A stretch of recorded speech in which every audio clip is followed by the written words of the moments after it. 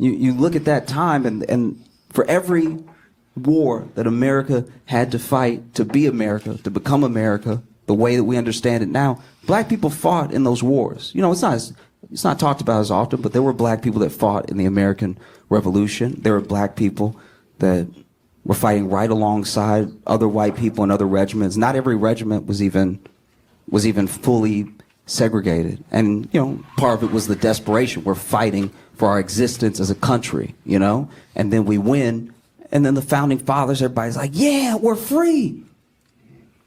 And the black people were like, yeah, we're free. And then they were like, what do you mean we? This podcast is for entertainment purposes only. The thoughts, views shared here are just that, views.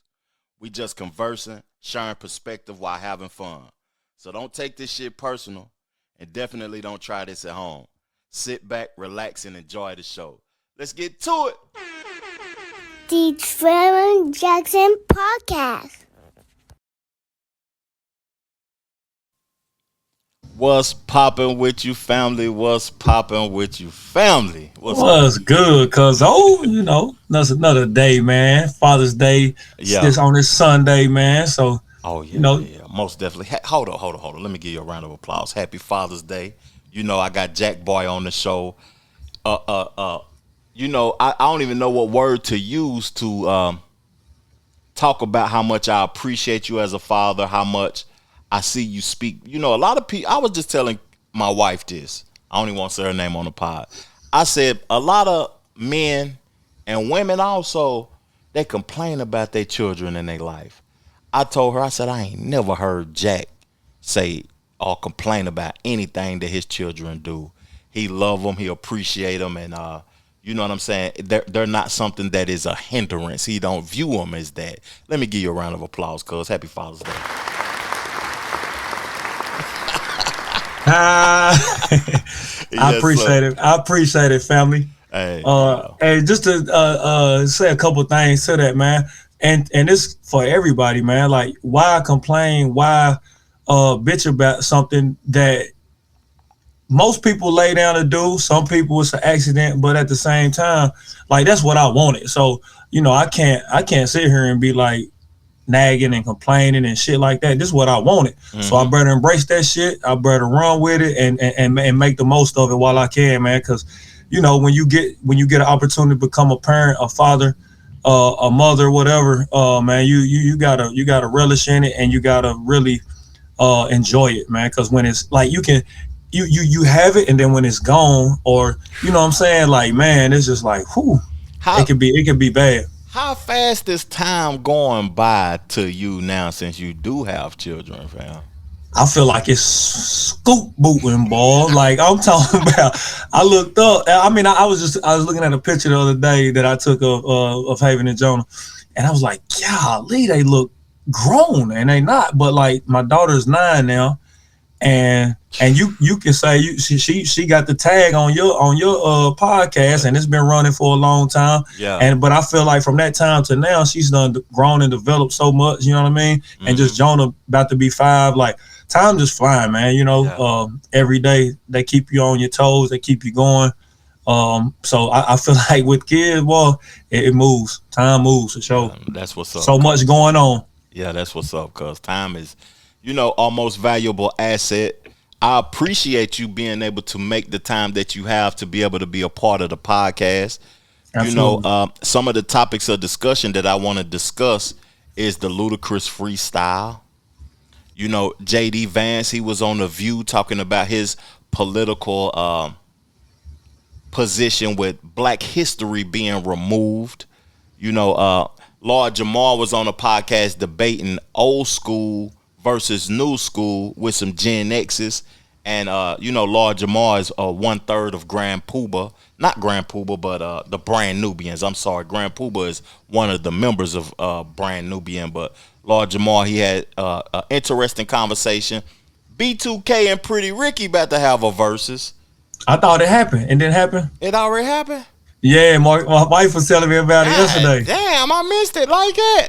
Yeah, she said it was early. She said, man, it happened early. She said, I can't wait to watch it. I ain't even nothing to talk about then. I ain't even gonna talk about it. I thought that, you know, it was coming up or whatever though. It must have been garbage.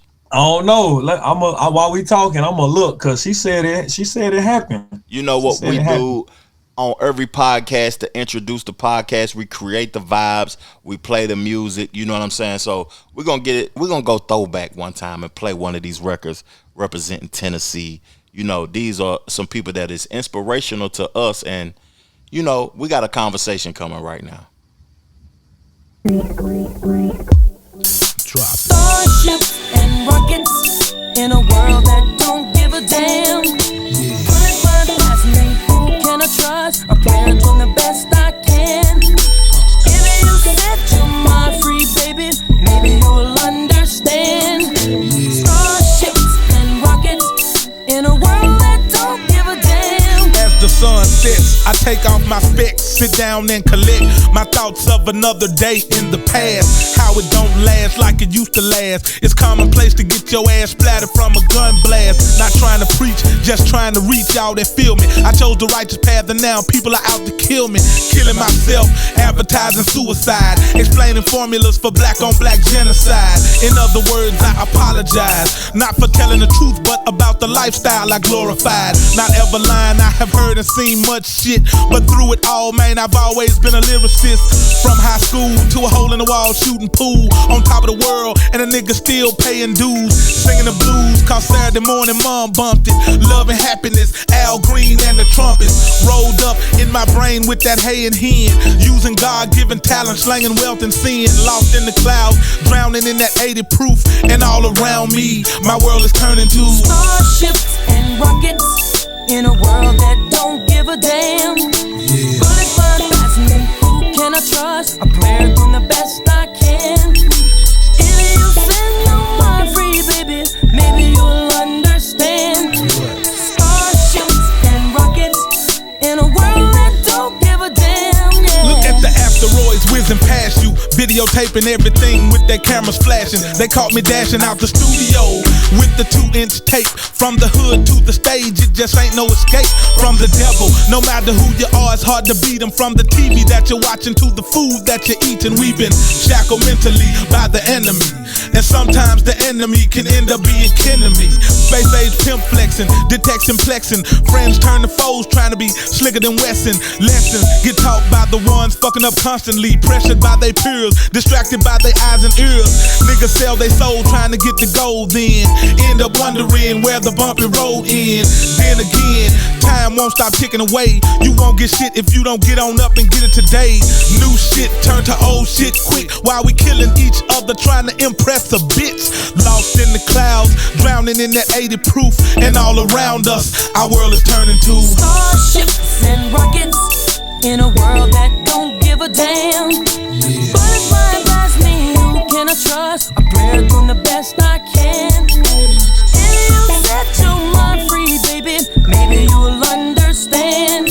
Starships and rockets in a world that don't give a damn. You know, I want to talk about 8Ball and MJG doing a Tiny Desk, and I want to play a few clips of them from Noochie's front porch, the live performance they did. But right now, I'm working on my album, and I want to give people a heads up about something that's about to happen, and I got questions for you, cuz you know, me and you are working on a project also, and you know, it's a duo project. It's me and you. You know what I mean? And we've been curating and creating records for over 20 years. But we working on our first project together. And, you know, us talking about 8Ball and MJG, I've worked with them and been on their projects also. It's interesting to me to the 8Ball, the UGK, the Dog Pound with Daz and Corrupt, Outkast, Mobb Deep up north. You know what I'm saying? What duo, you know what I'm saying, that resonates with you the most, cuz?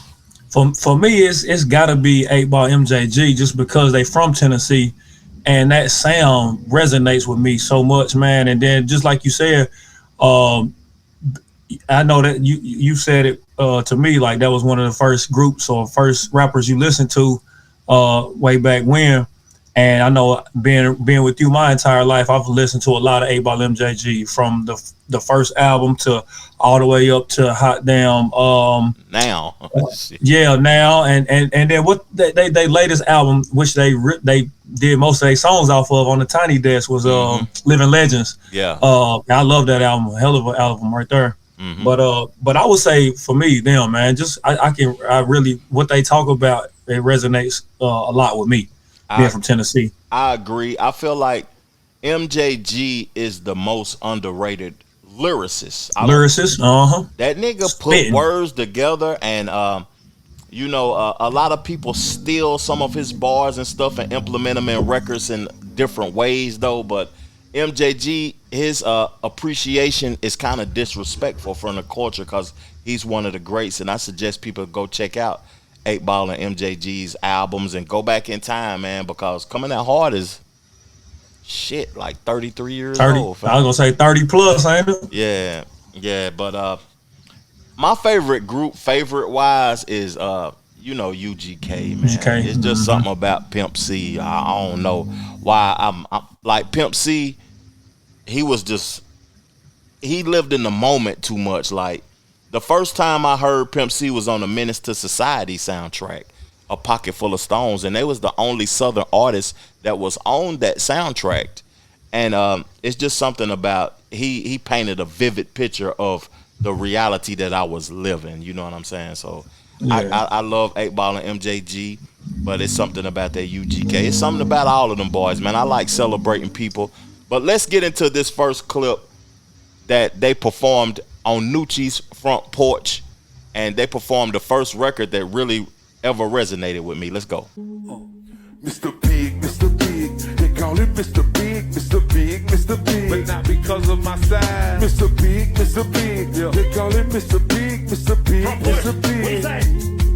Now I was broke as a motherfucker, my life at the NC. My so-called friends, they had no ends to lend me. My job at Mickey D's was fucking me with no grease. I worked so fucking hard, but the money it never increased. I quit my fucking job, I had no job, nigga. Put on the mask, get the Glock, it's time to rob, nigga. I hit the streets, but no victim had been chosen.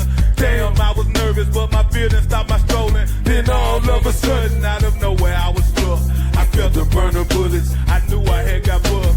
Reaching for my Glock, some nigga kicked me in my chest. My eyes closed shut, I thought I seen him. I woke up at the man, still woozy from the jacket. T-Money walked in, he told me what had happened. I knew him from the hood, I did not know him well. He drove a red Jag, I heard that he was pale. He said he was out rolling when he see me in distress. He said he killed them motherfucking niggas with his dead. He offered me a job, said he promised what I needed. I said that I was with it, dreaming one day I would be Mr. Big. Mr. Big, they call him Mr. Big, Mr. Big, Mr. Big, but not because of my size, Mr. Man. Big, Mr. Big, they call him Mr. Big, Mr. Big, Mr. Big, but not because of my size, Mr. Man. Big, Mr. Big, yeah. They call him Mr. Big, Mr. Big, Mr. Big, but not because of my size, Mr. Man. Big, Mr. Big, they call him Mr. Big, Mr. Big, Mr. Big, but not because of my size, man. You know, cause I don't know, you a little bit younger than me, so I don't know if you experienced what I'm about to say, and if you didn't, I want to know when you experienced this. I grew up, I listened to MC Hammer, I listened to DJ Quick, NWA. When I first heard hip hop, that's what I'm saying. Yeah. I heard all of those records. I heard DJ Magic Mike. I heard a whole bunch of stuff when I first was introduced to hip hop. But the first time I ever heard every car bumping the same song was that record we just listened to. When did you experience that, cuz? When you heard every record? I mean, every car bumping the same thing. Damn, that's a good question, cuz we had some years with some music, I feel like, but that was probably more so in my early teenage years. But what would that be? That was the first time I heard that, you know. I'm gonna name a couple of more records that you might could resonate with too. You know that UNLV record. Oh yeah. Oh, yeah. you want some? Want some? Mr. Yep. Cole, That was I was early. I was like probably around 11, 12, probably with that. Yeah. Early teens. No Limit Soldiers. No Limit. Yeah, that's what I was gonna say. I was gonna say No Limit. Like Master P, Ghetto Dope shit. Like everybody was bumping that. Mm-hmm. That Too Short. I know Too Short shit. That fuck. My dad used to play that shit all the time, and I feel like that was he was going around. It might have been that Getting It around your age group. That you should be getting it. Everybody getting the groove. I don't know. It was a whole bunch. Possibly, but I don't remember. But I remember Too Short was popping back in. Yeah, and it was major. But yeah, I think at Master P, like Master P, his shit, that No Limit shit was really like riding. Like everybody, any hood you went to, that was banging that shit. Mm-hmm. Or if other people was coming to our hood, like every car was riding through, bumping the same record. For me, you know, I was looking out my window and I can just remember that bass line. I didn't even have to hear the words. I can remember that doom, doom, doom, doom. Like, damn, why am I hearing that shit repetitively? You know what I'm saying? And it was just that everybody was vibing to that. But let's play another record from their performance, and then we're going to get into a totally different conversation. Let's get to it, cuz. Yeah. That one time, man. Yeah, 1995, man. Like this right here, if you know the words, please sing along. You hear it? Yeah. That's right.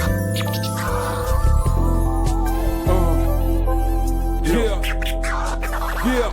I'll be obliged if you step outside, because my ride is awaiting. I date a staking, a nightcap, we make it. Awaken by smells of perfume that I inhale, and then tell I wear. We raise hell on the diesel. Satin sheets, heat from your feet, keep me warm. The mood is perfected with the sounds from the storm. You came stronger, I lasted longer than I've ever lasted. Your mouth was fantastic, the fuck test you passed it. In the way you made a nigga laugh, I had to get you. And when I saw that ass pass, I had to hit you. You're making me fight against my will. What must I do now? Would you kill for me? Yeah, if my life in danger too. Would you steal for me? Yeah, if that shit belongs to you. Come on, feel for me. Yeah, if the way you act is true. Who knows?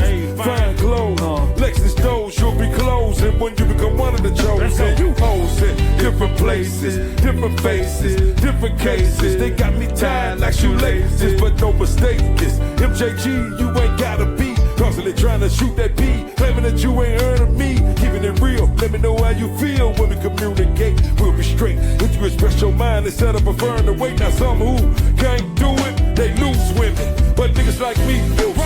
Play champagne, new day, new age. Every once in a while, this is how we play. Come on, new day, a new age. Yeah, this ain't nothing but a new day, a new age.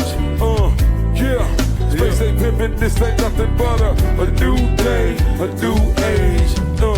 Yeah, it's just me and you and I, me and you. Situation getting sticky. Your mouth is saying no, but your body saying lick me, lick me. Don't be afraid of what your friends say. Rappers get that ass, then be out of here like yesterday.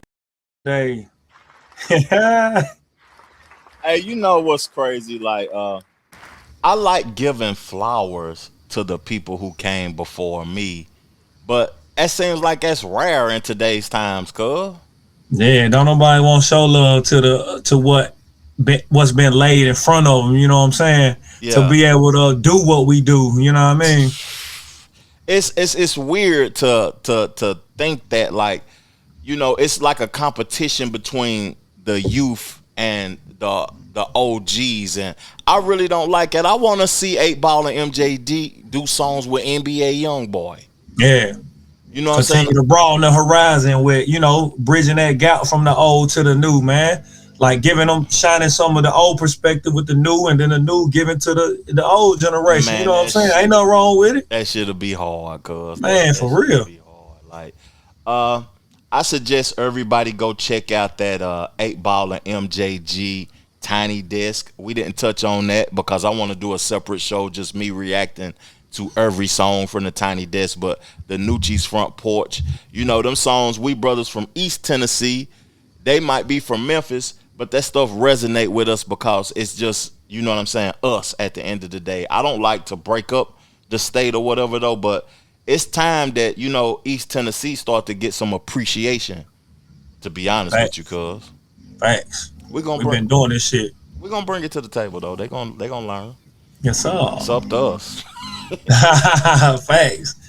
I wanna play these clips from Lord Jamar, and I wanna play this video, and me and you react to this video. But before I get into it, you know, I'm gonna play a clip of him talking to one of the people he's debating with about new school and old school hip hop, and I want you to get a first take of what you heard, cuz. All right. So yes, my era, I'm just going to reiterate with you. Right. I say that my era had more talented artists, more original artists, more lyrical artists, more profound artists. And the way they got on was through displaying their talent. Now it's all about, you don't have to be super dope. Like somebody like a Gucci Mane, he don't, to me, he's not a dope rapper, but he's popular. But he's popular. You see what I'm saying? Uh-huh. So you got a lot of people out here who are not as talented, but they're famous because of their popularity. Tell me. Okay, so first of all, talent is relative.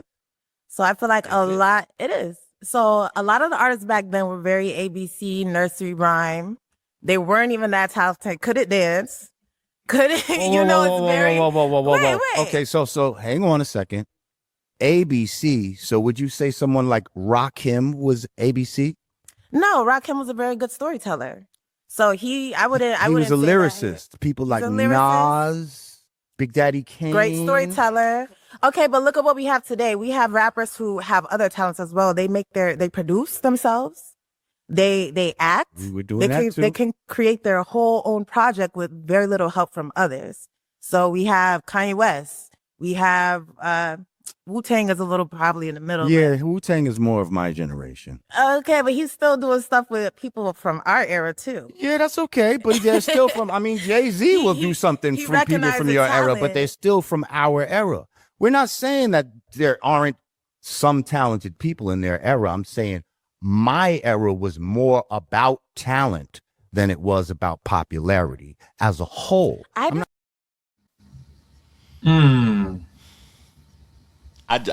just want to hear your take, cause that's all. All right, my take on it is, I think he's correct in the era that he's from. Definitely, I think take lyricism more serious. Lyricism was like at the forefront of that generation. You know what I mean? What we talking, like 20 plus years ago, or longer? What? Because to be honest, cuz I don't even know who he is. Lord Jamar, I'm sorry. So, it's okay. It's very understandable because he made music. He was popular in the early 90s.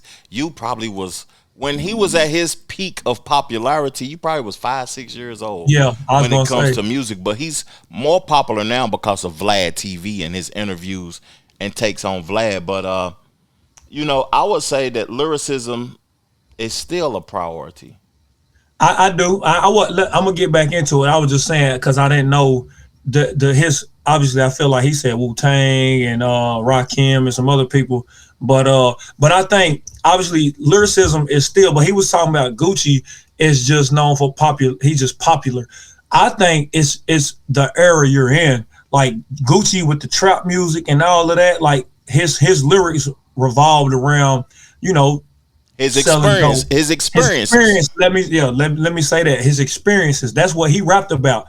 So like you can't deny that he didn't have good lyricism. His lyrics was just revolved, and it was about what he did, how he lived, and that was his lyrics. So either it resonated with you or it doesn't. You know what I'm saying? Mm-hmm. So that's what I feel in that. you know what I mean, with that piece of lyricism, because like she was saying too, like you can't knock the people, like, because they back in the era they had people that did the same thing. They probably recorded themselves. They made their own beats. They also got to shoot movies. It was in movies. Pop, you know what I mean? A lot of people, you know what I'm saying? Mm-hmm. And the same for this era. Like they do some of the same stuff, you know what I mean? You can't say that one era dance better than the other era because they started the dancing and all of that shit. Yeah. You know what I'm saying? Yeah. So yeah.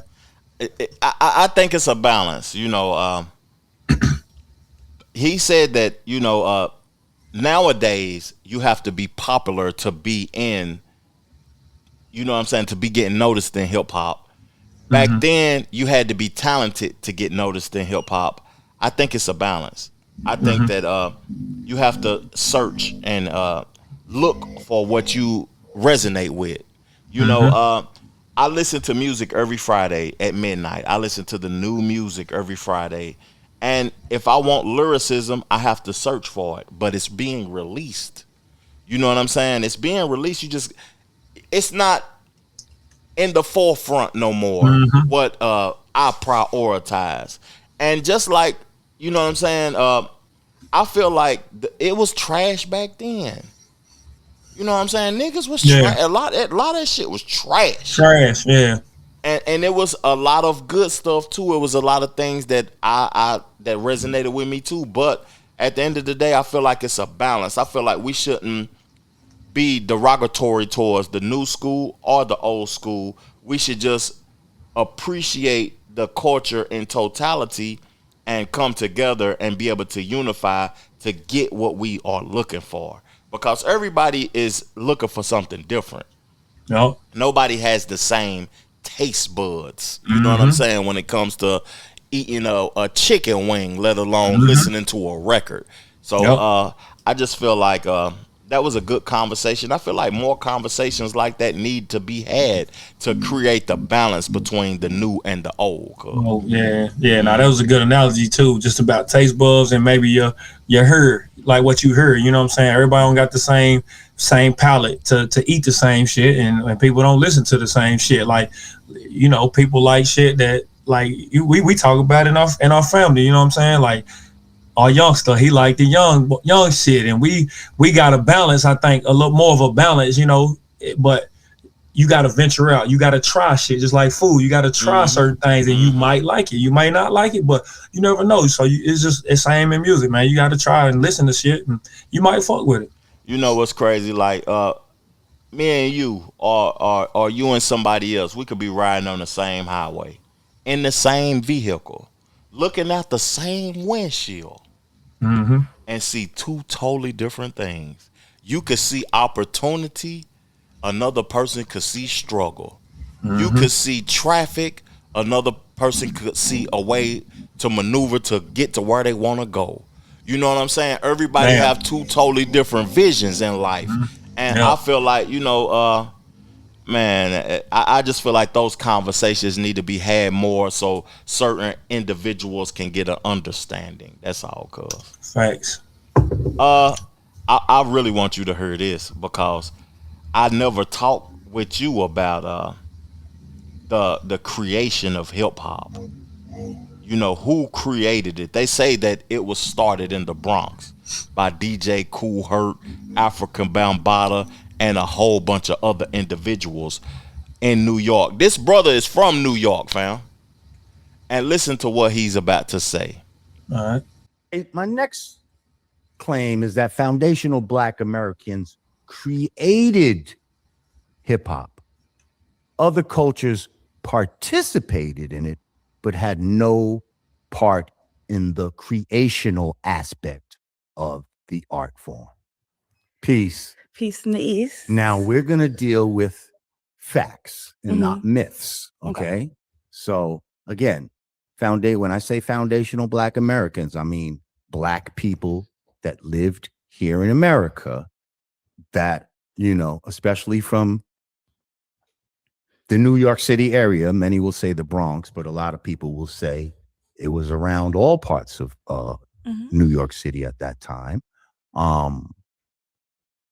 that we are the ones, even though there were other people around us, Puerto Ricans and Jamaicans and any other people, that could have been around us.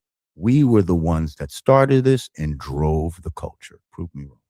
I will have to disagree. I would say that y'all rooted and created it and like made it traditional, of course. However, I believe that in the 1970s, youth from the Bronx are the ones that created, meaning African Americans and Afro-Caribbean immigrants that were talking about it during that time, the events that were happening. I believe it was the youth of the Bronx, not the foundation of Black Americans. Why? First of all, why do you feel it was the Bronx, number one?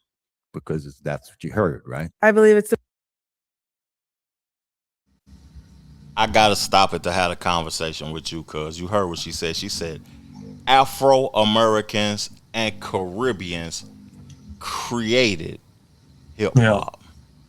She said youth too, right? Or the youth in the Bronx. Bronx. So, the Bronx, New York is a melting pot at the end of the day. A lot of people don't know that New York ain't no black and white people up there. Ain't no black and white people in Miami. That shit is just a whole bunch of people from other places. Yeah. And not to be disrespectful about it, but that's just what it is. Yeah. And they say that hip hop was created in the Bronx. So if we gonna agree that it was created in the Bronx with those people that are not indigenous to this land, we're just basically saying that Latinos, Puerto Ricans, Dominicans, Jamaicans created this art form that we celebrate. Is that something that you would agree with, cuz, or do you think that American black people created hip hop? I would say American black people. That's what I would say. I wouldn't say no damn Caribbean, Haitian, Latino, cause you don't who's at the forefront of it? You know what I'm saying? Not them. We ain't being disrespectful. It's just the truth. Yeah, it's just the truth. Cuz just said the truth. Yeah, that's all I can. That's what I would say. Who is at the end of the day, Bob Marley is the greatest from the Caribbean area.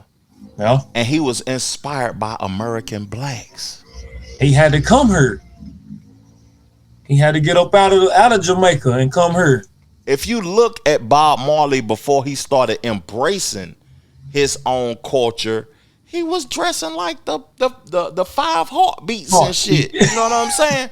That nigga wanted to be part of the Four Tops and all of them. Yep. Yeah. Yeah. We are the most influential people in the world, to be honest with you. Everybody adopts what we create. And I have an argument that hip hop wasn't even created in New York. Where was it created then? My take is that it was created in the South. In the South? Everything starts in the South when it comes to American blacks, and it migrates elsewhere. Okay. So what was at the beginning of hip hop? What was considered hip hop? Was it music? Was it beat making? It was DJing, wasn't it? Or the five elements of hip hop that became monetized was created in New York City. Okay. But everything that was monetized in New York City was created in the South. They did breakdancing in the South before they monetized it in New York.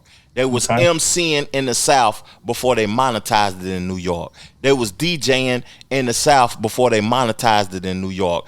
The art form graffiti that people painting on the walls and shit, people was doing that in the South because that's where black originate at in South Carolina. And these Carolina folks, majority of New York City black people have roots in South Carolina and New York City.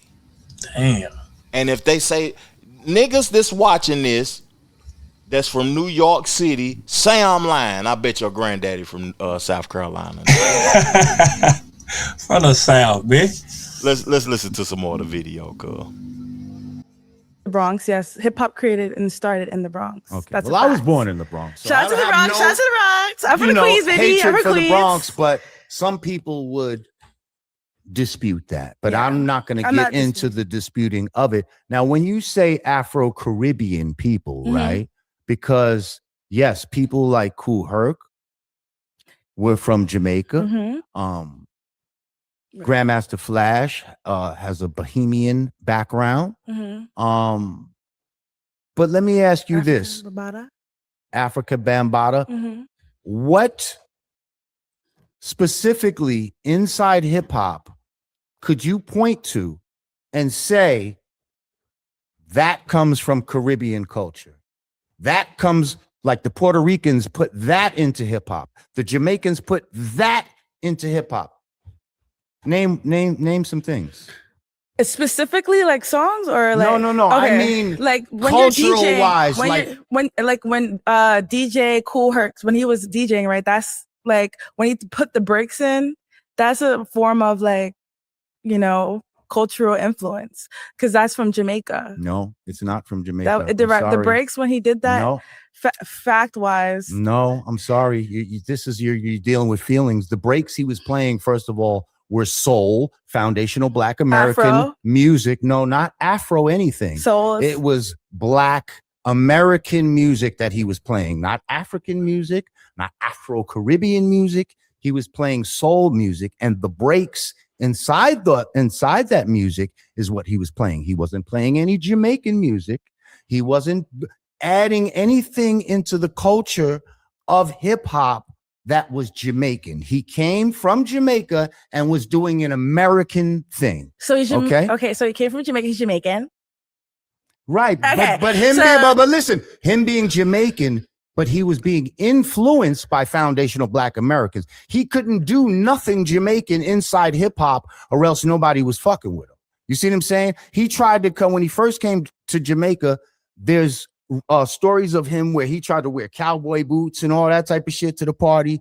And, people was like, what you doing with them roach killers on and all this type of shit?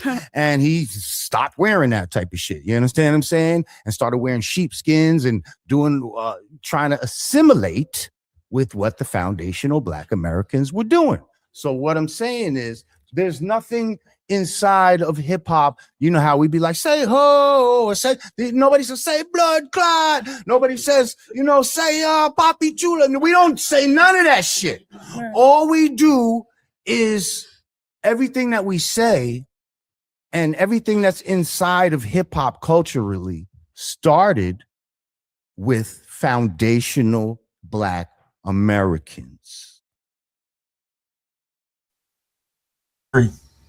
Right, he saying nobody saying no blood clot. Say blood clot.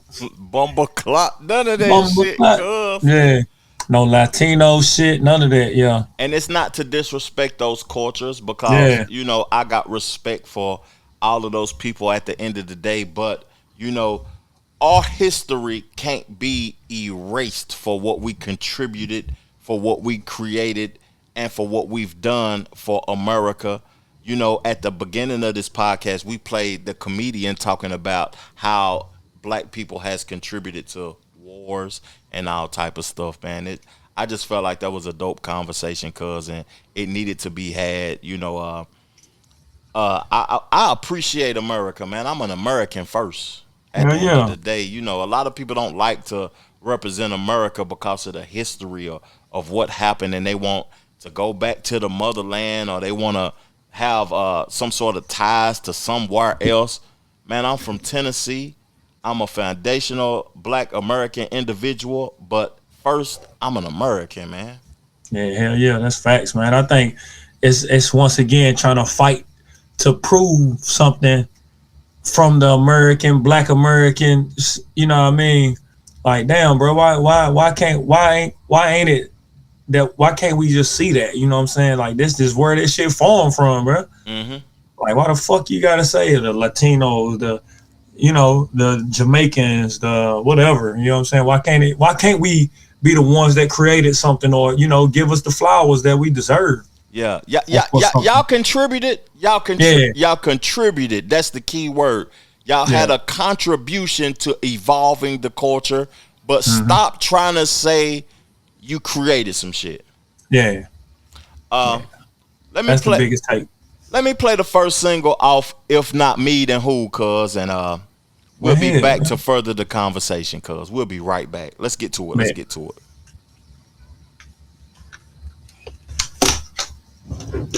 It's about it. God, we able to do these things, have things, and you know, and even with all of this, you know, if I could bring a certain person or some certain people back to this world from the afterlife, I would give all this shit up to do it, you know what I mean? Cause at the end of the day, hey man, you know what I'm saying? We can't take this shit with us. Ownership and percentage is the language I speak. I don't hustle for a check, I build positions that beat. Don't compete with my dogs, I want us all to eat. Got the mindset of a god while you move like a fraud. They was trying to knock the hustle, I was doing my job. Nothing's out of my reach, even against all odds. Turn a vision to equity, now it's paying me back. Every move calculated, I don't play with the stacks. They was chasing the shine, I was building the base. Now my name hold weight, I don't have to display. Toast and wine in the bay, what a wonderful day. Riding over the Golden Gate, yeah, I'm having my way. From the curb to the coast, now the view's panoramic. Used to hustle for survival, now it's wealth I'm demanding. Every dollar got a purpose, I ain't spending it random. Turn my pain into leverage, now the growth exponential. Told my dogs think bigger, we ain't stuck in the grind. It's ownership over optics, we investing in time. What success mean to you, it don't mean that for me. And when it comes to the millions, it ain't what it seems. What success mean to you, it don't mean that for me. You want clout, I see freedom, we don't see the same things. What success mean to you, it don't mean that for me. And when it comes to the millions, it ain't what it seems. What success mean to you, it don't mean that for me. You want clout, I see freedom, we don't see the same things. They was looking for a wave, I was building the tide. Now the legacy solid, it'll live when I die. Never needed validation, wasn't moving with pride. Turn the pressure into diamonds, now the hustle refined. Used to dream about this paper, now I'm thinking in shells. Had to level up my vision, started seeing it clear. They was stuck on the moment, I was planning for years. Now my name in a room where they controlling the fear. They was leasing the life, I was buying the lease. Now the rent getting sent while I'm buying my peace. Told my dogs keep it solid, we ain't dying for streets. We investing in blocks that they try to police. I'm the realest to do it, you just hate to admit it. Wasn't chasing no image, I don't flex for attention, I just move with intention. Every play calculated, we ain't studying no tension. Generational plays, I'm expanding the pension. If it costs me my soul, I'm declining the blessing. I created the essence. What success mean to you, it don't mean that for me. And when it comes to the millions, it ain't what it seems. What success mean to you, it don't mean that for me. You want clout, I see freedom, we don't see the same things. What success mean to you, it don't mean that for me. And when it comes to the millions, it ain't what it seems. What success mean to you, it don't mean that for me. You want clout, I see freedom, we don't see the same things.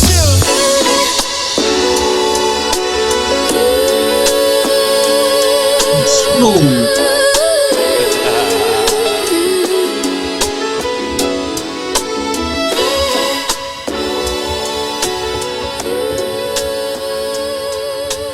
Yeah, that's a problem, cuz.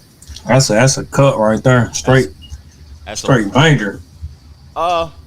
Before we get into the next conversation, you know, I want you to tell me, like, or not even tell me, you know, I don't like trying to tell people what to say, but success, you know, speak objectively about success. Like, what does it mean to you, and how can it mean something different to multiple people, cuz? To speak to it for myself, you know what I'm saying? Obviously, being here for 40 years of life now, man, you know, like you said in the song, man, success is seen differently through all eyes. I feel like a motherfucker can be down bad and still feel or see success, you know what I'm saying? Mm-hmm. And the richest and most wealthiest motherfucker may not feel successful. You know what I'm saying? Facts. But for me and myself, I think just being able to live carefree and be able to do and as you feel, whether that's, you know, doing whatever you want to do or not doing shit, but like, you know, just being successful in your life and being able to, I don't know, man. I just think, for me, I just think doing what you want to do, that's success in and of itself, man. That's true. Like, I don't know, you ain't gotta have the glitz and glam. You ain't gotta be the richest motherfucker. You could be just doing just whatever it is in life that you wanted to do, that you happy with. I don't know, man. I just think, you know what I mean? It's a big, that's broad, man. Like success, you know. You know, some people want clout. Yeah. Some people want freedom. And Yeah. we don't see the same things. That's what it say in the song. You know, a lot of people want attention versus the freedom to do whatever they want to do. That's basically what you were saying. You know, Yeah. The ability to be able to wake up and make the decisions to choose to do whatever you want to do. Yeah. That's success to the majority, but success could be able to wake up and be able to eat today because I didn't eat yesterday. Waking up and being able to do something that's minimal to the majority could be successful to somebody that's from the minority. I feel like, you know, that's a broad statement, and that is the second record off of the album, you know what I'm saying? And that's the first single off the album that'll be released July the 4th. July the 3rd, it will be released July the 3rd. And, you know, when you celebrating the 4th of July, you know, that's something that me and Jack, we always went above and beyond on the 4th of July. So that's something that you can listen to and have a perspective about the record success, man. Yeah, man. Like I said, you gotta, I think in your record, you lay it out and you map it out well, and it gives you your through your vision, through your eyes of what success is. You know what I mean? Probably minute, because you know what I'm saying, you can go on and on about what success is, but just within that record, I think you can get a good idea of how you feel about it too. You know what I'm saying? And people can like pick up on things, man. But like, you know, it could be helping somebody else. You know what I'm saying? That's success. Or it ain't even got to be about yourself, man. It could be doing for others or whatever. But like being able, like you said, just to wake up and live free and make decisions freely and things like that. I think for me, that's what success is for me. Not even saying that in my career that I've made it, you know what I'm saying? Or, you know, because everybody starts in certain positions, and hopefully you elevate and grow and move up with whatever that is, you know what I mean? But like success is just not within a job. Success is life, living life, having opportunities, experiences, and things like that, man. So yeah, you killed it with that.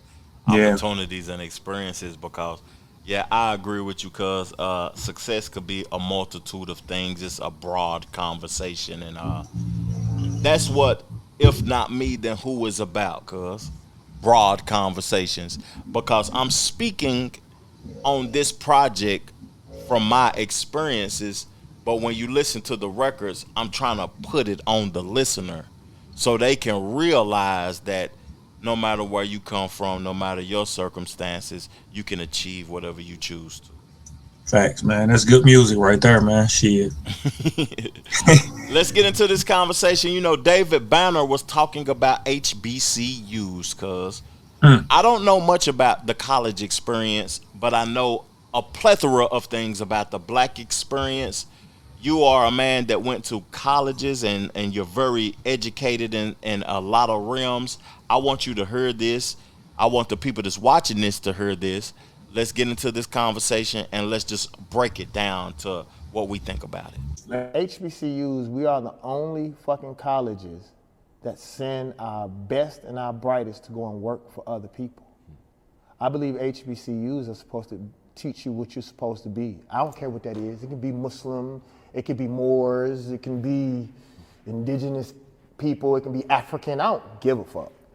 But that 350 to 500 years that we lost, and then that oppression that we still go through, HBCUs are supposed to reinstill that in us. Like, I learned more about being black at white colleges that I went to after Southern than I did at Southern. And I won't say most, but a lot of parents who didn't have an opportunity and they moved out west and they moved to New York, they send their kids back to HBCUs to get a black experience. And black experience goes further than just being around black people. That's real. So that if we say that we're HBCUs, what the fuck does that mean? What do you get from going to a HBCU? You are supposed to teach us how to be black, how to be African, how to be whatever we call ourselves today. And I think we spend more time in trying to socialize. But then when I started studying more, some of these places that we think are HBCUs, they're really normal schools. They're schools that white people paid to send either their illegitimate black children or they sent black people there to break them. And so we have to know the mission statement of these so-called black colleges. And then those who are doing what they're supposed to do, we got to hold them to. What? I know it's heavy, cuz I'm sorry, but nah, you good. I feel like,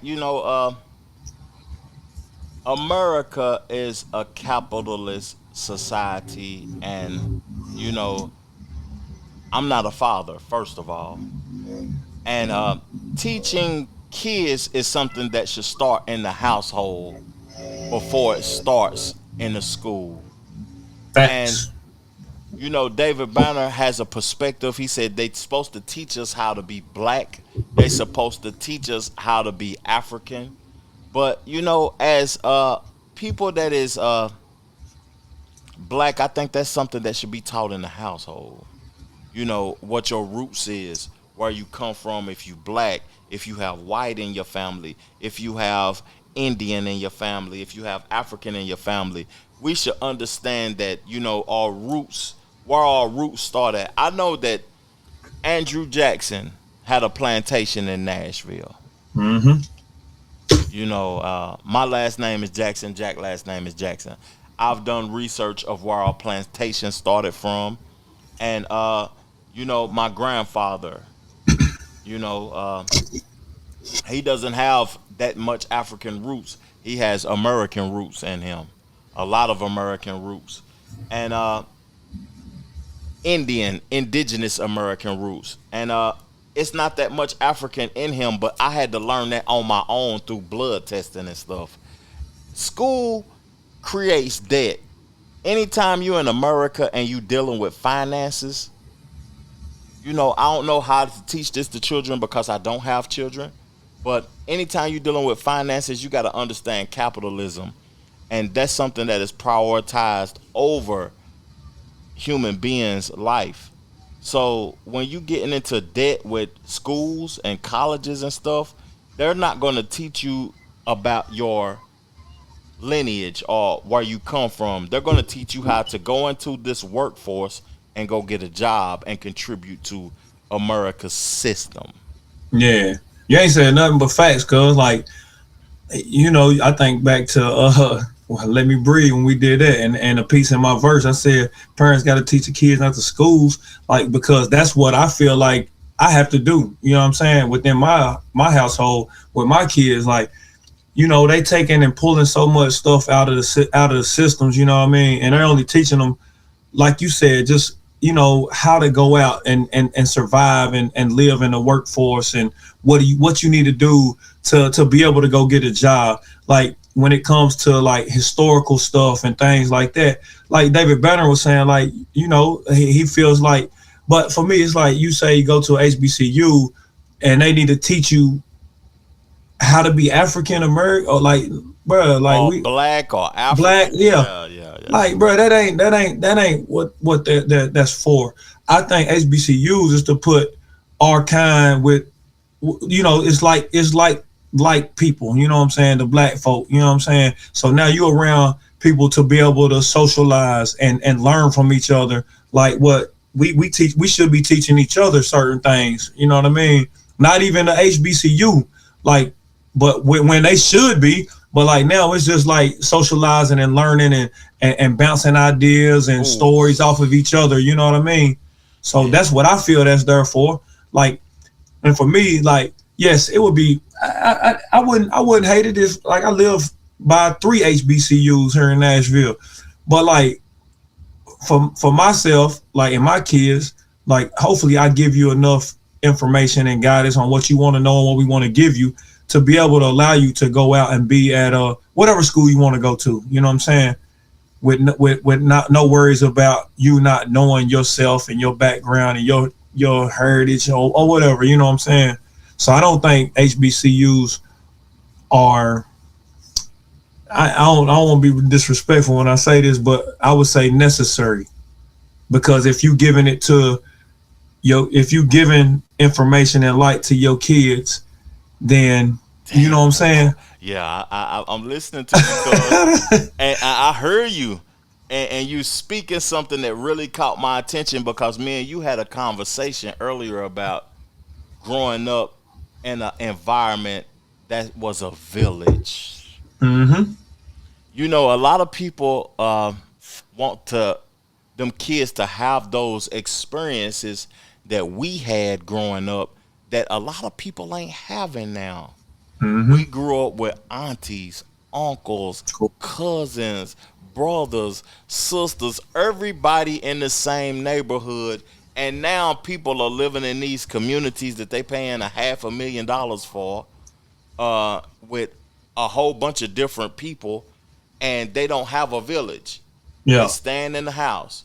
So they send their kids to the HBCUs and feel like that's a village when it's not. I feel like it's not. You shouldn't have to pay $50K a semester to create a village. That should be something that is given.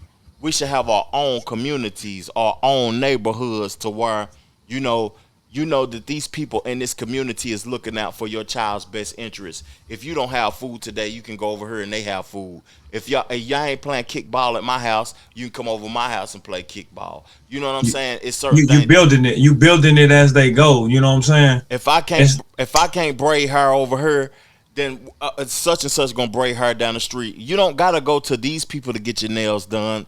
The girls can come down here and I pay for everybody nails to get done. It's a community.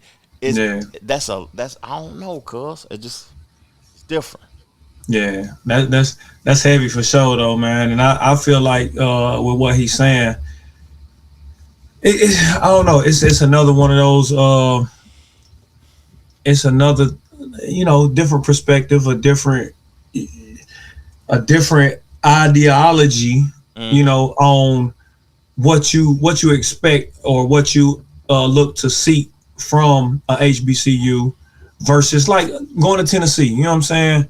Like, cause you can get, it's not a HBCU, but you can get that. You can go there. You can join the African American whatever, or they have these type of clubs and this and that. But then you get to experience the other side, and it's just not. It's not derived off the historically black community the black college. You know what I'm saying? So for me personally, I would love my kids to, obviously I'm going to teach them everything I know about our history, about the black society, about us as people, but also that's not going to be the only thing. I want you to be able to have a wider, broad view of everything. So you can be well versed in everything, and it's not just this school. You know what I'm saying? Because David Banner said he went to Southern, then he went somewhere else. Yeah, you know what I'm saying? And he learned more at somewhere else being black than he learned at Southern. That was Southern. Crazy. That's crazy. And that I was like that was one thing I picked up. Like, wow, I know he's a sharp dude for sure. Yeah, he's very sharp, and I want to play another clip with you, and then we're gonna.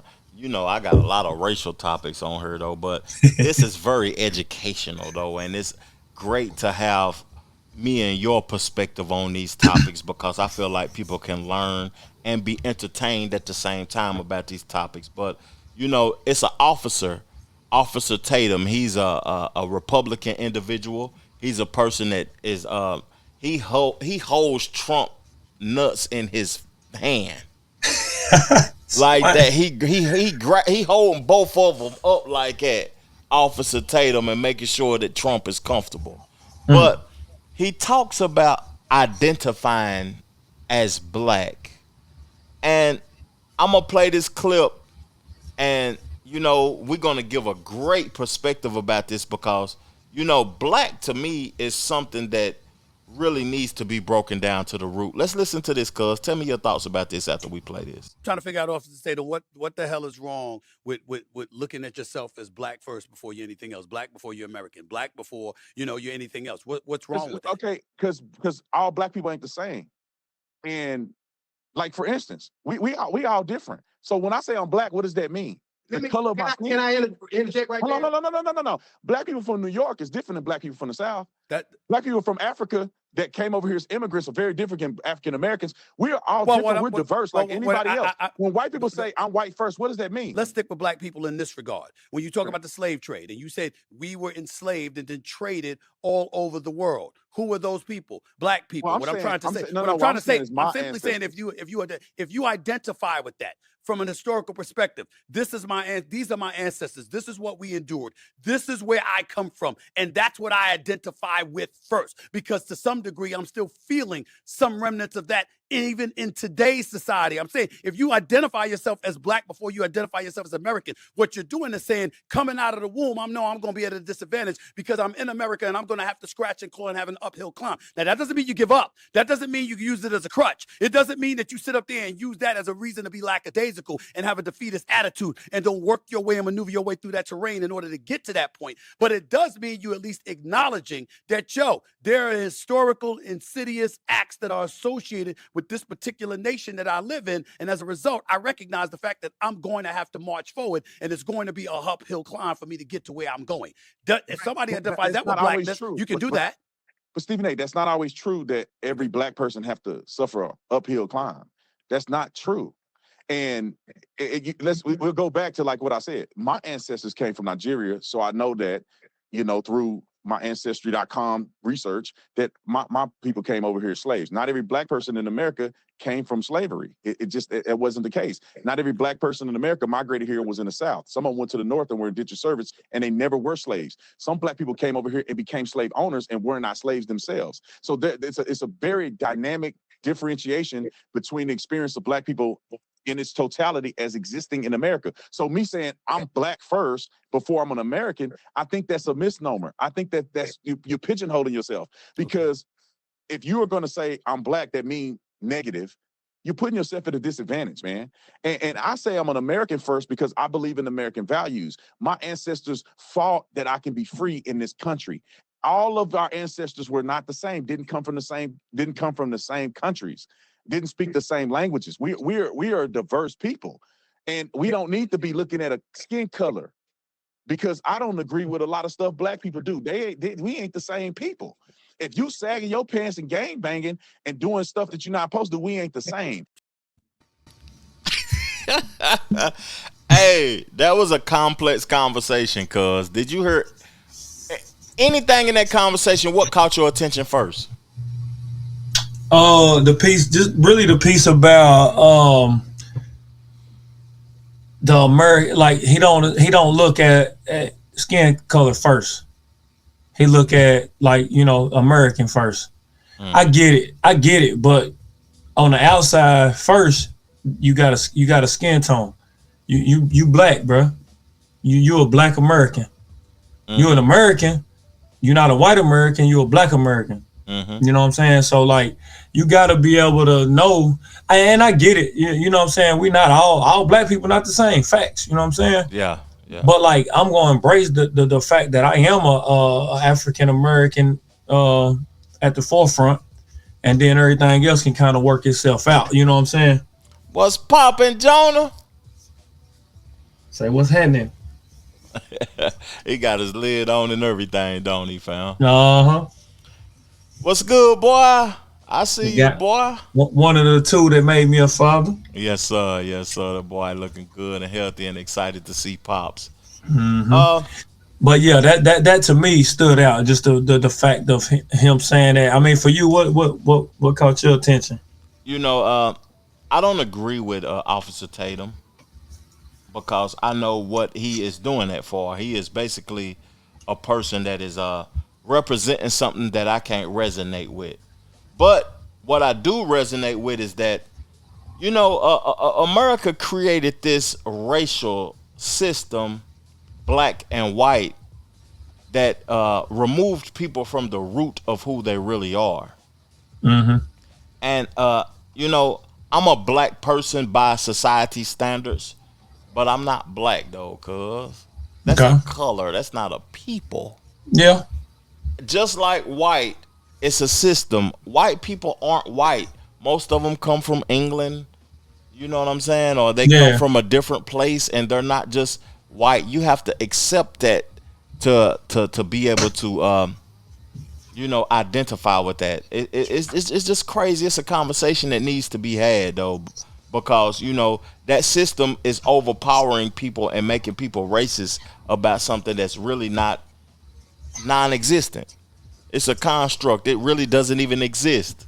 Yeah. Mm-hmm. What's going on, boy? What's good, Haven? Hey, that's what's up, cuz, man. Daddy. I know the babies want your time. 2 seconds. I'll be done. Okay, I know the My babies. bad. Nah, it's good, cuz I know the babies want your time, and I know you got to give them your time because it's Father's Day and they really to celebrate you. Yeah. But in closing, what's your thoughts about what was said from David Banner and Officer Tatum? For me, the biggest thing is embracing your culture for one, and being able to display and give wisdom and guidance to whether that your kids, to people in your society, people around you. And then something you said too is just, going back to that village piece, you know what I'm saying? Because like me and my family are in a city where we don't have a village of people, but we've started to create that, you know what I'm saying? And I really like that, and I'm glad that we're able to have people around us to be able to help us, like you said, like, hey, look, some of our values align on what we think and what we believe in life, where we can take our kids and involve them with other kids and other families and things like that. So I think that's a blessing for us to be able to be in this city and have met people that we can count on and that we trust and things like that, and where we can get together and have communion, you know what I'm saying, so to speak, to be able to, give light to our kids. People can give light to my kids, and then vice versa, have multiple voices and be able to hopefully show our kids the way internally versus externally, depending on a school, depending on a teacher.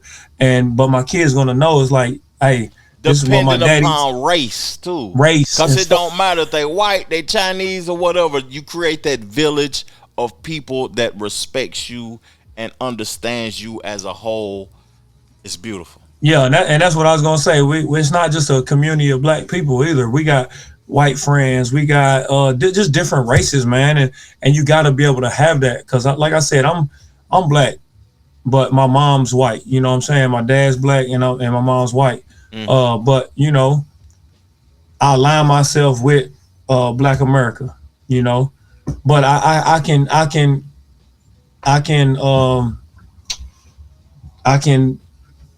vibe with everybody. It don't matter, and that's what I love about myself and a lot of the people I rock with. We don't just, it ain't just a black people or whatever. Mm-hmm. I'm fucking with everybody, man. As long as you got good intention, good vibes and stuff, man. I'm rocking with you, and I'm with you. You feel me? Yeah. So that's what I got. That's what I got on that, man. Yeah. The officer guy though, man, I don't know. I might have to look into him a little bit more. I'm gonna send you a link. A link. It's gonna trip you out. I want you and Kesey baby to watch them together too, cuz. Okay. Hey, I appreciate your time. Tell the babies I love them, cuz. I'm about to continue on with the podcast. I appreciate you, cuz, for real. I love you, fam, and I appreciate you, man. Yes, sir. Let's get to it, cuz. All right, cuzzo. Yes, sir. Yep. Hey, boy, Jack came on the show, gave a great take, man. I liked how he closed out about looking at things as a whole, in totality. You know, race is a social construct that was created to keep us divided, and that shouldn't be.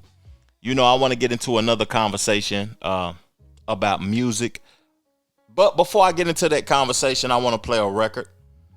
You know, I'm playing records off of my up and coming album, If Not Me Then Who, because, you know, it's just something that is unprecedented. It's something that y'all gonna remember 20 years from now if you support me, if you represent me. The book is coming with the album, the double disc, the vinyl, the interviews, the videos. You know, I put my life, I put my soul behind this project, man, and I hope that y'all appreciate it. Let's get into the opportunities featuring Lex Lucchese. Let's go, let's go, let's go, let's go, let's go.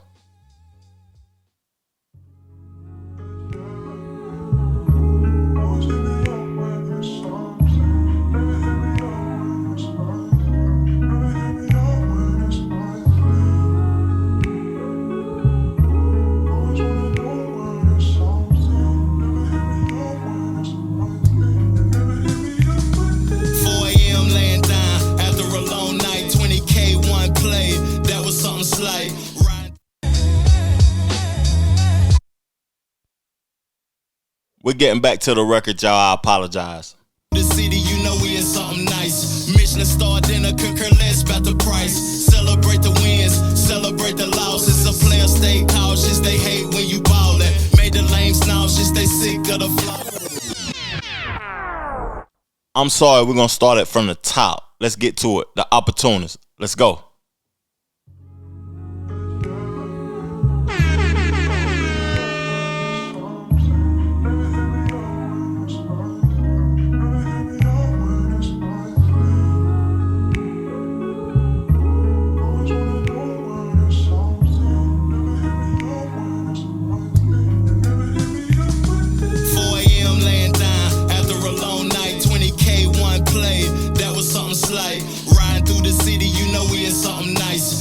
Star dinner, cooker less about the price.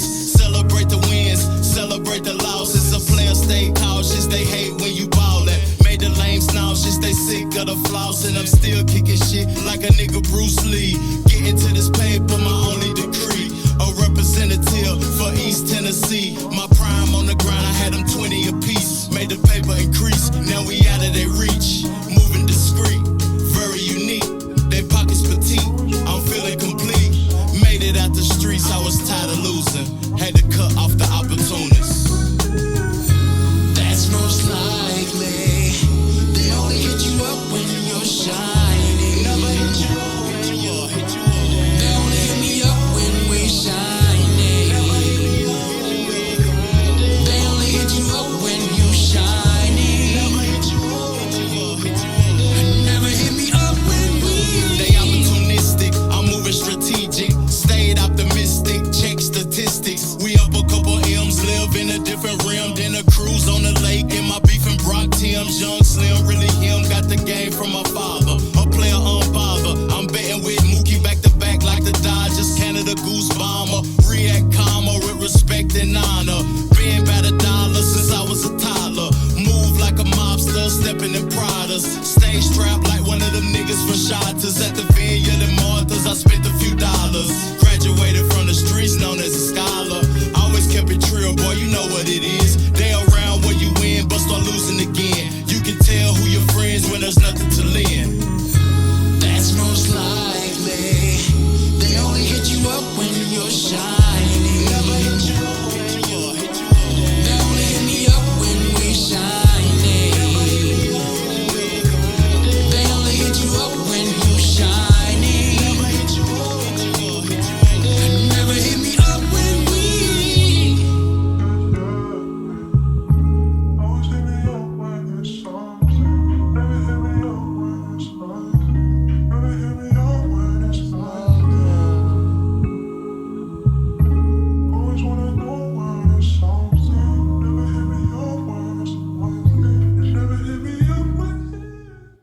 You know, thank y'all for tuning into my show. Hit the like button if you're new here.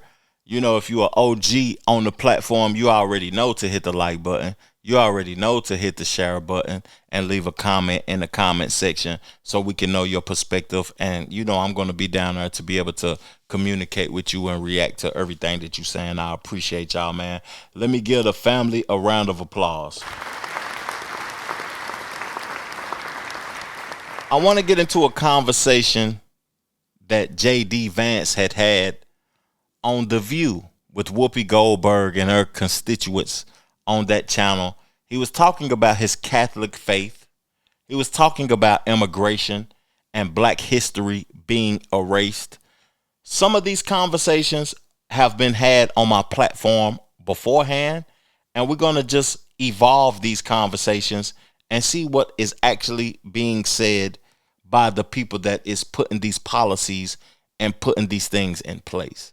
Let's get into it. Come from a poor community. Sure. You know how hard it has been for people.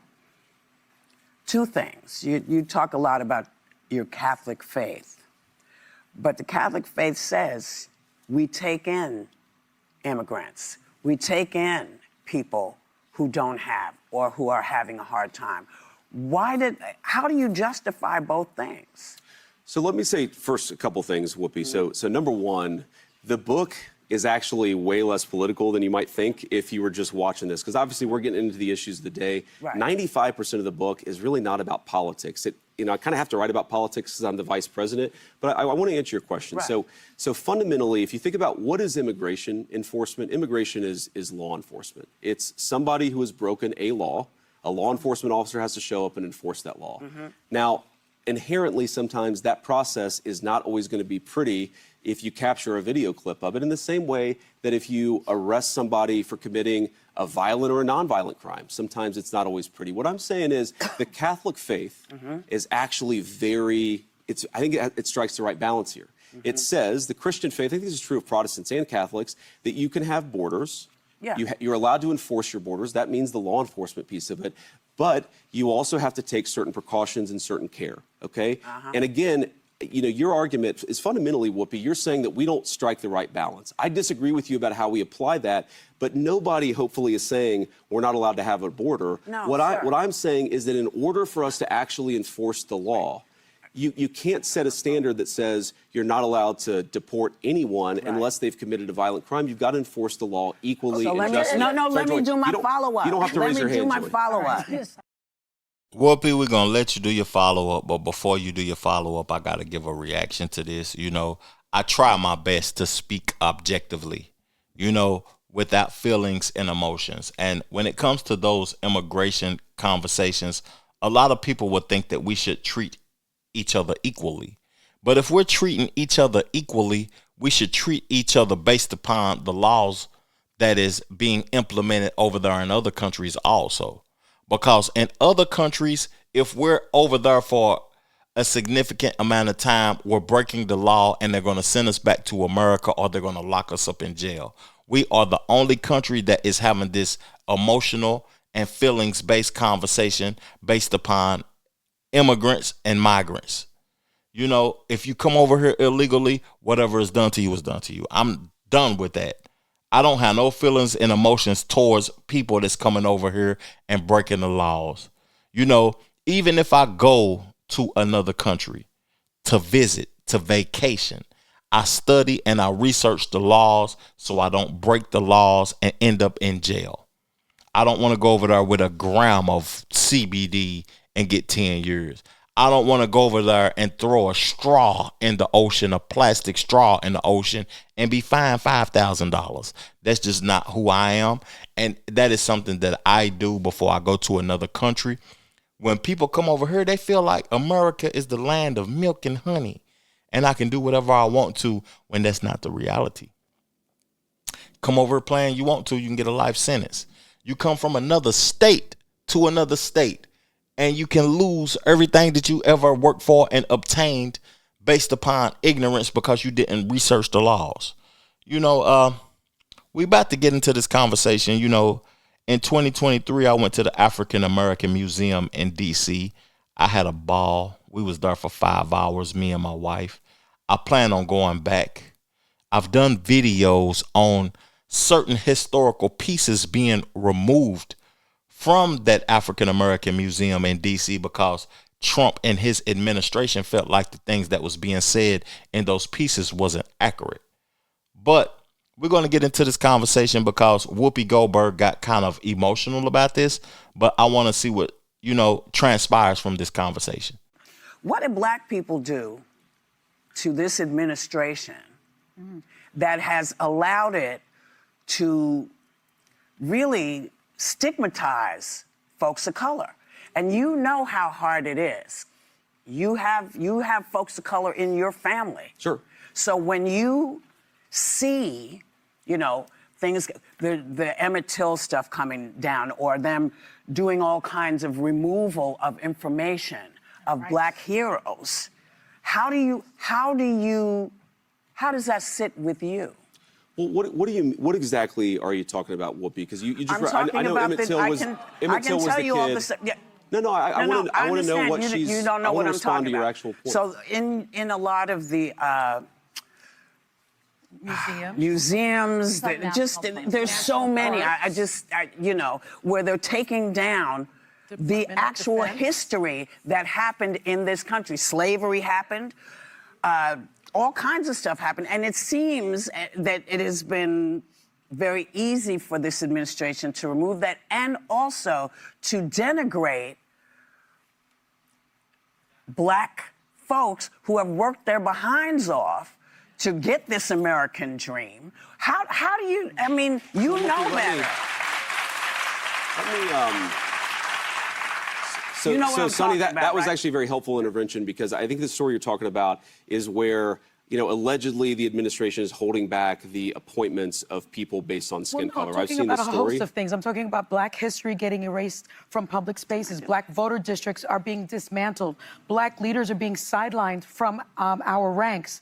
Where do Americans of color fit in this vision? Because it doesn't seem like we fit.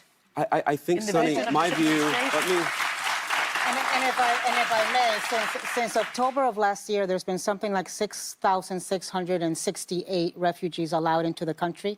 All but 3 were white South Africans.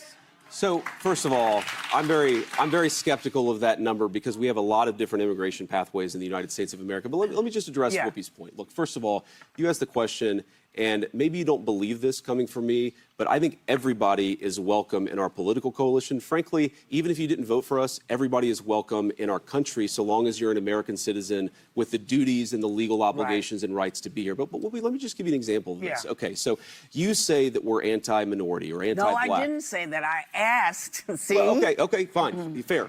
Don't start any stuff All with right, me, okay, man. all Don't right. get me in trouble. Don't start no stuff with me. But I misinterpreted your question, That's but all right. let me answer your actual question there. What I'm saying, I think, okay, look at Washington, D.C. One of the most democratic and one of the blackest, by share of population, blackest cities in the United States of America, has seen a radical decrease in violent crimes and sexual assaults and in murders. We have tried to take the crime issue seriously, in part because we believe everybody, whether you're black or white or rich or poor, deserves to live in a safe neighborhood. why does the crime? Where does the crime step in? This is not about crime. This is black about women lost their jobs. This is about human Sonny, rights. what you're saying is Black we got to do more on the economy. And black history has Sonny, been erased from public black spaces. history is not That erased is from true. public Guys, spaces. we do have to get to Iran when we get back. Yeah. You know what's interesting about that? He went straight to crime. Viewing as that is what they perceive black people to be doing the most, when I actually disagree with that. I feel like, the Trump administration, they just honored a black warrior that was in war and gave him the Medal of Honor and things like that. But I feel like, they haven't evolved black people. I know it's up to us first, but they haven't evolved black people, or they haven't participated in evolving black people. Alex Haley in Tennessee, some of his literature and the books that he wrote is being removed from schools. you know, we have seen due to DEI, a lot of the people that has federal jobs have lost their jobs in DC. That is something that is interesting to me when I feel like those people that are minority, those people that are foundational Black Americans are going to get those jobs back. They're going to get those careers back because Trump feels as if he can just remove people based upon the necessity or what they're needed. And he may have felt like when he had Elon Musk that they was going to be replaced with artificial intelligence, which that is wrong. I feel like Black history is not being erased. I feel like what Trump wants to do is alter it and not speak accurately about what was done during slavery, because he don't want to have people to have this notion and this perception that white people was doing what they was doing around that time. You know, I don't even contribute it to white people. I contribute it to government and politicians and people that created laws to allow Caucasian people to evolve and to do the things that they were done. I have nothing against white people. I have a few of them I love, actually. But I feel like that was a great conversation, you know, with JD Vance and the people of The View. What is your thoughts in the comment section below? Let's further this conversation. I would greatly appreciate it. We get ready to get into something else, and we're going to get into a freestyle. We're going to go back to hip hop. I got two more topics. I want to talk about Ludacris freestyle, and I want to talk about Target and Jay-Z participating in releasing some vinyl through Target when he know that foundational Black Americans is, you know, not even rocking with Target right now due to DEI initiatives. Let's get into this freestyle first, though. I got a lot to talk about this freestyle. Just incredible! We get the levels right. Ludacris. Let's do it. Look who's here. How you feeling? I'm feeling blessed, man. How you feeling? Come on, man. I'm way more blessed. They told me my brother was not going to pull up and kick some bars. I said, nah. When Ludacris get to L.A., he coming through to just go crazy on Who the hell said that, man? They done lost their mind, Come Luda. on, man. We got pullover video out right now. Facts. Streaming. We Going got crazy. Real New song Hustler. with Glorilla. Ludacris and Glorilla, Real Hustler. Let's talk about ATL Atlanta. is in L.A. Listen. Let's do this. Atlanta, the city, Black millionaire Mecca, the dirty, the home of the brave. Where we stacking that dough in the trap, keeping a hoe in our lap till our home is a grave. Paid, blow it all in magic. Our strippers are better than buying tickets to Cirque du Soleil. Wait, so many cakes, all in my face. Every day is my birthday. Pull out the old school Chevys in the Cadillacs, drop tops, everybody riding on chrome. Fist full of diamonds, blue, red, and yellow. It feel like I got them infinity stones. Hammer always on me like Thor. I'm so low key. I keep that Iron Man. Never cared about a comment of an internet troll. Y'all stay on the web like Spider-Man. Let's go. Faster than Captain America, run and get mad green like the Hulk.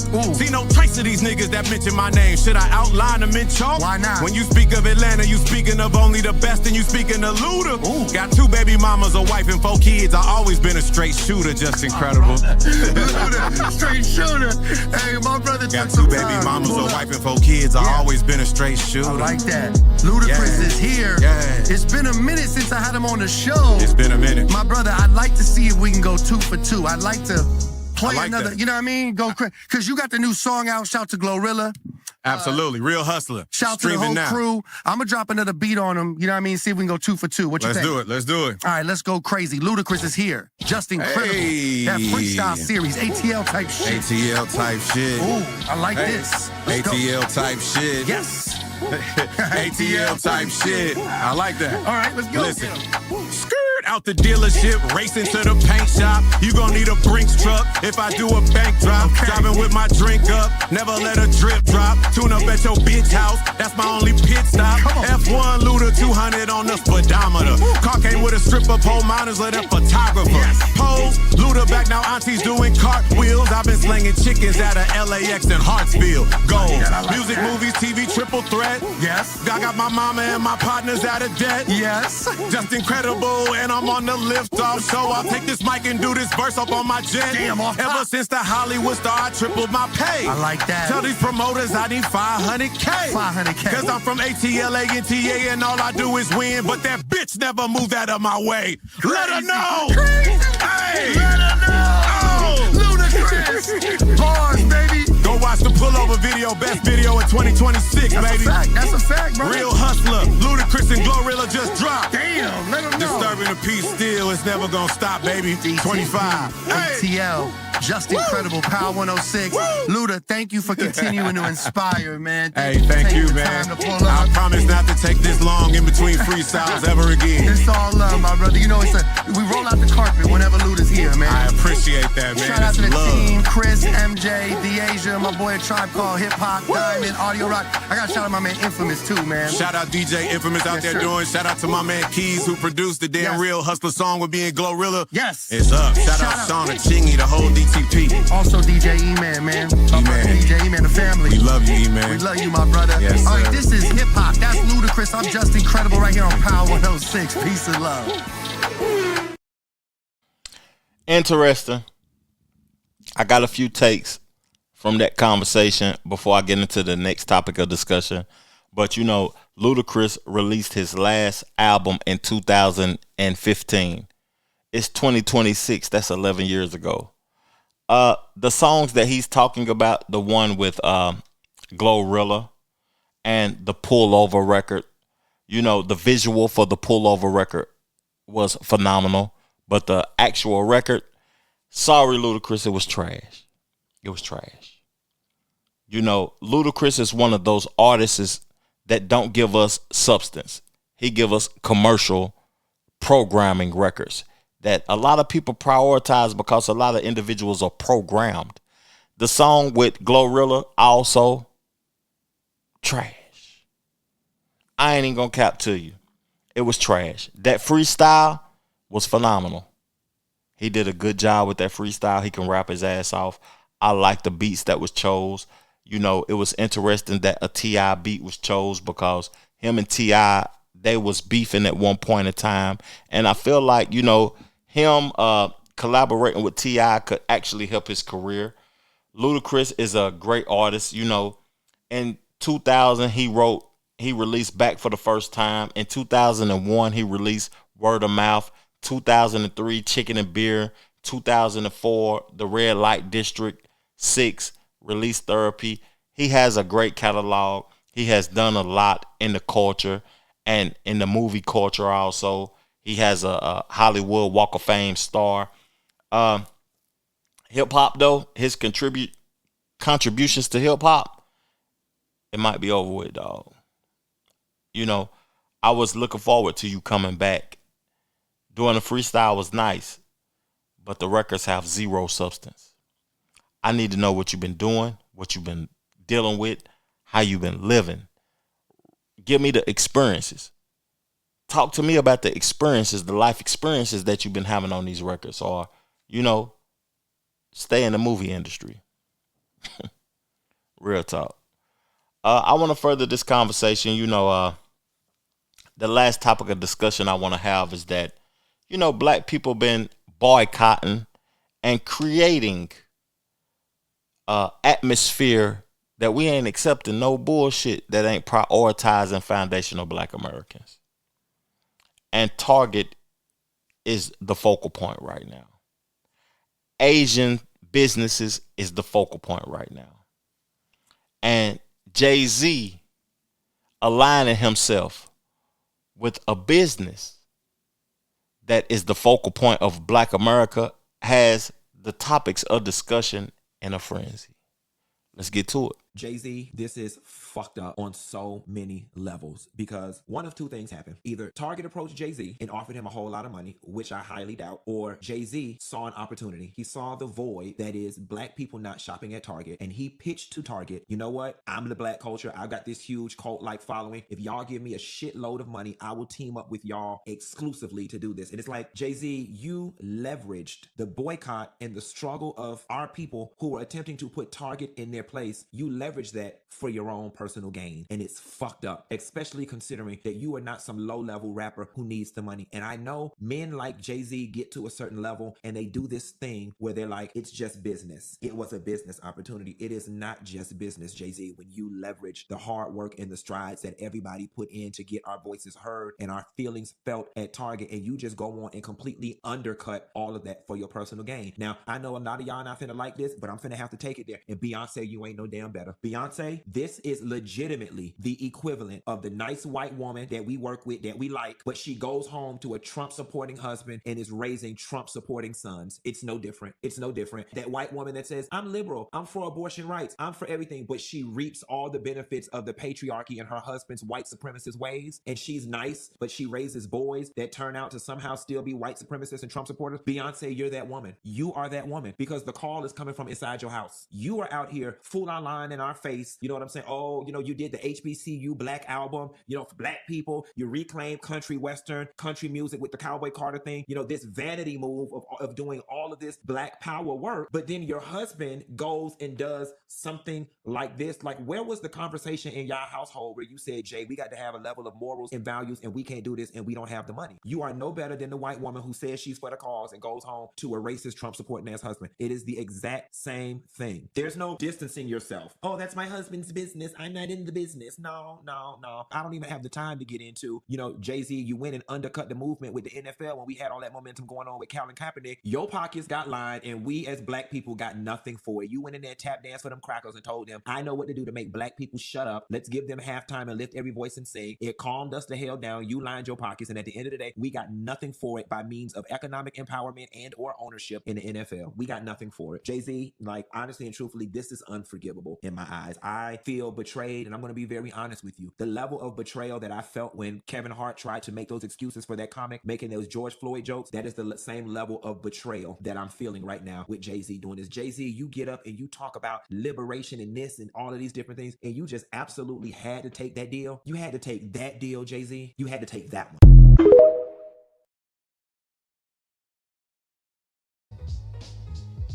You know, during this episode, me and Jack Boy, if you go back to earlier in this episode, we talked about identifying as Black. We was reacting to Officer Tatum and Stephen A. clip that we played. And what's interesting about that is that, you know, what do you expect from Jay-Z? He has been promoting capitalism his whole career. He has been promoting that he is finances over the human being's experience his whole career. You know, one of my favorite records is about getting money. You don't know. And he was talking about 1 million, 2 million, 3 million, 4, in just 5 months, 40 million more. You are now looking at one smart back boy. Mama didn't raise no fool. Put me anywhere on God's green earth, I triple my worth. He talks about what he prioritizes, and that's the finances. You know, the Brooklyn Nets went to Brooklyn and they gentrified a neighborhood to be able to bring the Brooklyn Nets there. Colin Kaepernick was protesting for Black people, which Colin Kaepernick may align with us as a whole, but he is not us at the end of the day. Look at his last name. Look at who he is as a person. Colin Kaepernick. I ain't saying that people is overreacting. I ain't saying that people shouldn't boycott and they shouldn't ban Target, because I can't even think of the last time I've been to Target. It's been over a decade, to be honest with you. And it was before the boycott, because they ain't got nothing for me that resonates with me. But at the end of the day, I want to say this, though. You know, race is a social construct. It was created to keep division ongoing. Black and white is a racial construct that was created to keep division ongoing. You know, I want to read this article, but before I read this article, I want to see what the Breakfast Club's perspective was, you know, about Jay-Z aligning himself with Target for the release of his vinyl of Reasonable Doubt 30. And then we're going to get into reading this article. But at the end of the day, I want to know y'all perspective in the comment section also, just watching this, because y'all value the most. Real talk. Personally, I think it's selective outrage. Okay, the reason I think it's selective outrage, because if you go on Target's website, it seems like every major artist has the same vinyl exclusive with Target. I saw it on J. Cole, The Fall Off. I saw it on Kendrick GNX. I saw it on The Weeknd. I saw it on, you know, Nicki Minaj. I even saw it on Taylor Swift. So I don't understand why all of a sudden this is an issue because it's Jay-Z. Shouldn't it be an issue for every artist that came before? You would think so if we're consistent across the board, but I think with Jay-Z, because but niggas is never consistent. Yeah, that's a part of it too. But I think recent. No, The Fall Off Not came a out 2 Fall Off months came ago. out, yeah, and they had an exclusive J. Cole album. Transparent GNX, vinyl and a poster. GNX came out in December. Yeah. The Target boycott been going on for a year. I think people put Jay-Z in this like, they put him on this seat of like he's supposed to solve all things and do all things. Like they look at him and talk about him differently because of his position. Also too because of the work that he does with Rock Nation and Reform, and you know like all those things. Like people, easy to they put him in a different light. J. Cole is socially conscious. Kendrick is socially conscious. Y'all know how Jay-Z get it. They give it to him differently though. I just don't understand the selective outrage. That's all I'm saying. Yeah, I get it. I understand. Know people will say you love to defend Jay-Z. Man, y'all make it easy. Y'all do, but y'all make it very easy. I mean, but in a case like this, it's easy to see that it's happened to all these artists. Charlamagne just said, and all you got to do is Google. It's not hard to find. Like if you type in J. Cole right now, it tells you Target exclusive. So what Target exclusive they Vinyl have. Exclusive If you type in Kendrick, it tells you what exclusive they have with Kendrick. It tells you. It's easy to see. But the thing is, it's cool to hate on Jay-Z right now, right? And everybody say, oh, Envy's glazed and Charlotte's glazed, which is true. But I will say this though, that's not true. I ain't glazing nobody. I mean, he's my favorite artist, and I've said it before, but I will say this. That it's easy to ish on Jay, right? It's the cool. I don't want to say the cool thing, but it's the thing that people do now, and we've seen it across the board in the last couple of years. Which I think is fine. It is what it is. This ain't even. It's not even about Jay as the individual. I just don't like selective outrage. It's really just that simple. If you can show me all of these other artists that got the same vinyl exclusive with Target, why now are you upset with Jay? The Fall Off just came out a couple months ago, like I said. GNX came out in December. Like, why now? Is this a problem? So to be clear, you would understand the outrage if we were consistent across the board with other artists. Also, I don't feel like I feel like this feels like how the Target boycott felt to many people. What you mean? Meaning that, you know, there was so many companies that eliminated their DEI programs, right? You had Meta and Amazon and McDonald's and Google and Lowe's, just to name a few. But, you know, folks just said we're only going to boycott Target. So why ignore all the others, but just boycott Target? So that's how this feels to me. You ignore everybody else, but you just targeting one person. But I've said that early on, even when you got a lot of black products in Target that people are saying, look, I'm suffering because my product is only in Target. Majority of my sales is in Target. And if we boycott them, I lose my business. I go out of business. So people feel that way. But you know, I kind of agree and I kind of don't agree, because, you know, the people that is boycotting Target is going elsewhere and spending their money with people that is just as racist and people that aren't as supportive of black people, just like Target. I ain't telling you to spend your money with Target. And I ain't telling you to support Jay-Z, because he has shown repetitively that he is for self first, that he will sell out black folks first. I like his music. He's a hell of an artist. He articulates himself well. He went on that freestyle and talked about black this and black that. And he linked back up with state property and the people that he started in the culture with. But at the end of the day, we know what type of time Jay-Z is on, man. Real talk. Hey, man, what's y'all thoughts about this conversation? I appreciate y'all supporting my podcast, supporting my brand. I love y'all, man. Real talk. I'll be back shortly. But make sure you tap into that new album, that new book, and we'll be back, man. We'll be back to have these conversations. Real talk. Peace, love, plenty abundance. Make sure you go get you some money. And I'm gone. Chill.